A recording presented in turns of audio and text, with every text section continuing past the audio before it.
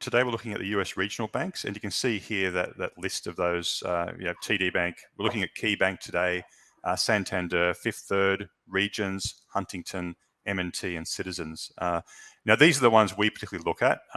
If you'd like us, I suppose, to focus on anything that any bank that you're with, have a chat to us. But today, let's have a look at these particular banks and see what they're up to.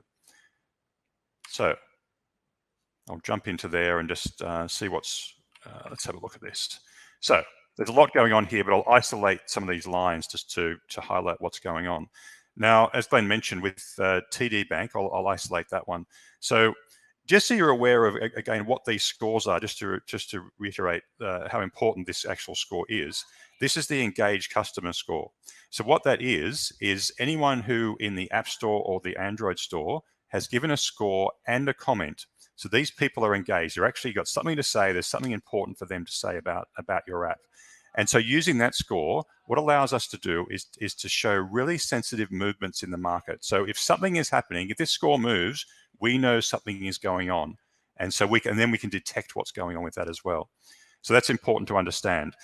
Some of you may have seen like the scores in the app stores, for example. They will remain pretty much static over years because they're often based on years of data to produce that one point. So actual changes in 1 month or even 1 month or a week will not change that score, or even over multiple months. So if I look at this, I can see that TD has had that drop that went into October into February, but they did improve in March. We spoke about that last time. One of the great things they've done, they've had that improvement and they've maintained it.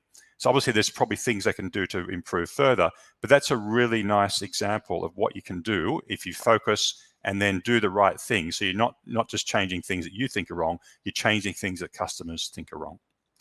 Let's have another look at one of these other ones, which is M&T. Now, they were sitting above 3.5 in the middle of last year, but that decline is reasonably continuous. They had a bit of a jump up in October. There may have been some sort of major fix in some areas. But for me, what this means is that there's possibly not a major issue going on. There's probably maybe a handful of mid-level issues, and it might be hard for the M&T team to detect. So we can see that decline going across, and we can see that's actually now below around 2.25, and sort of bumping around with a few others at the bottom there. But if this continues, I expect that in May that M&T will go below 2.25. That's obviously one of those things where across time you need to make sure you're not sort of dribbling away your score across time.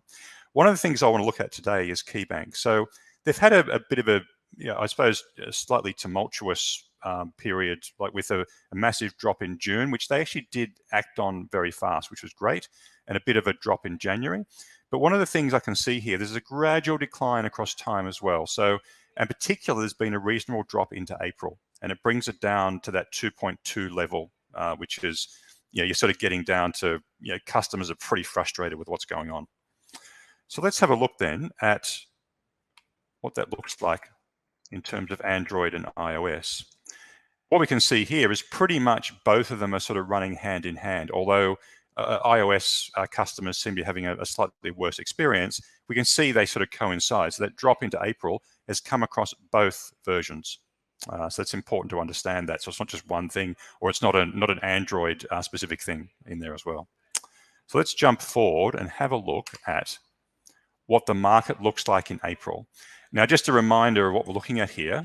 This is our surf analysis. So it covers off the 4 key areas of security and authentication, so logging in, usability, which is our sort of UI and design approach, reliability, does it work as expected, and functionality, are the actual features in your product working as expected. Now, one of the things we'll see here is there's a few spikes in a few of these brands. Remember, these are pain points. So lower is better. You want to squash this down as far as you can so you can get the fundamentals of your app working right, so the customers can have the ultimate experience with your app.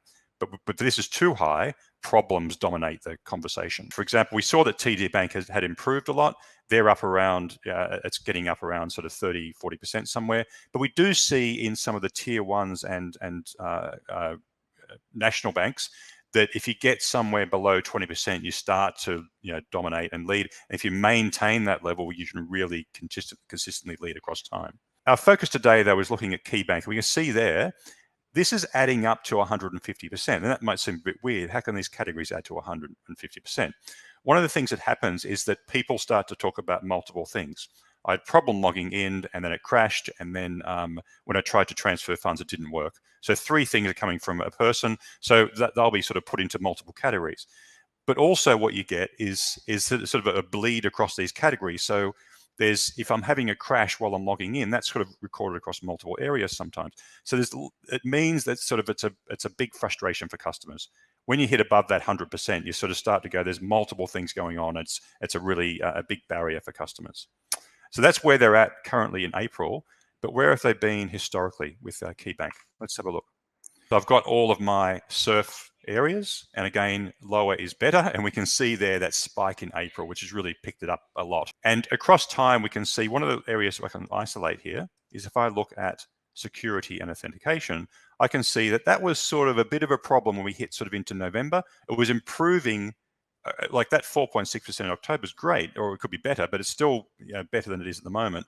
We can see that's one of the things that's actually picked up over the past 6 months. And a few other areas like reliability has also shown a similar movement, particularly in this April area.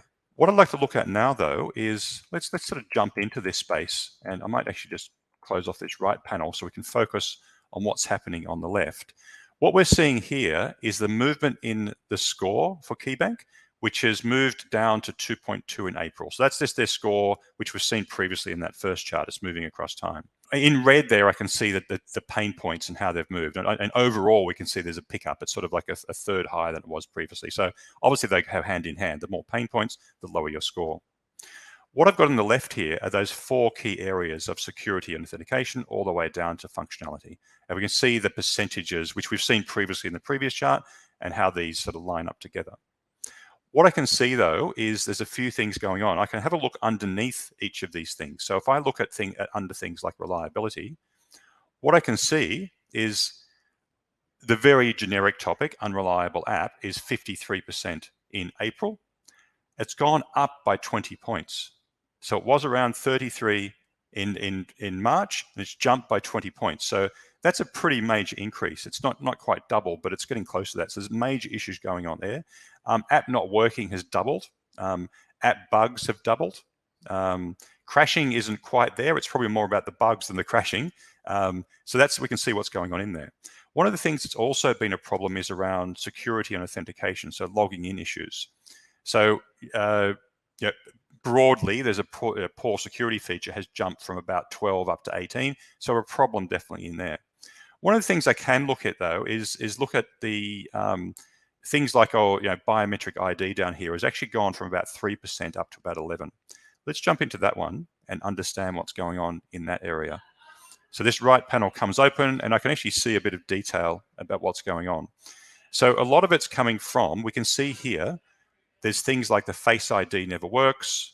We've got things like having trouble changing passwords. There's a Face ID login. So there's a lot of things like the fingerprint doesn't work, the fingerprint authentication, and the Face ID is actually not being stored in some cases. And actually what we can see, this is the actual version of the app, or for Android in this case, that's causing the issue, 4.4.55. And that would have been the one released in April or late March. And that's causing an issue for KeyBank. But across the board, you can see there's lots of stuff going on. There's reliability issues and apps and crashes and so on. So KeyBank will need to isolate each of these and fix them, hopefully at the same time, but have a look at these and fix them, because it's actually causing one of the major problems you can have. If you can't log into your app, you cannot access any function of the app at all. So it doesn't matter how good your features are, it's a bit of a waste of time if they can't log in. So thanks, Glenn. Yet again, my friend, you blow me away with the level of granularity and how you can get down there and pinpoint such great insights. I suppose anybody can if they're using the Epiphany product suite. So if you want to hear more, give us a call, book a meeting. And if you want to get these insights on a monthly basis, you can go through to our website and actually subscribe to each of the individual different market segments that you're interested in across the UK and the US.